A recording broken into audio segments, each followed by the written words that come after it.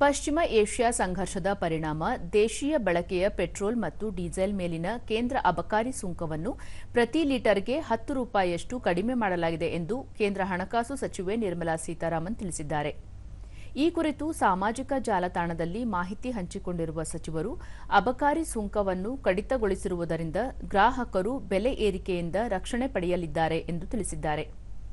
ಅಗತ್ಯ ವಸ್ತುಗಳ ಪೂರೈಕೆ ಮತ್ತು ವೆಚ್ಚದಲ್ಲಿನ ಏರಿಳಿತಗಳಿಂದ ನಾಗರಿಕರನ್ನು ರಕ್ಷಿಸಲಾಗುತ್ತಿದೆ.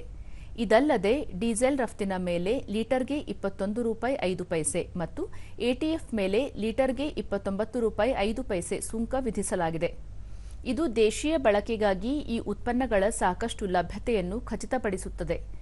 ಸಂಸತ್ತಿಗೆ ಇದರ ಬಗ್ಗೆ ವಿವರಿಸಲಾಗಿದೆ ಎಂದು ಅವರು ತಿಳಿಸಿದ್ದಾರೆ.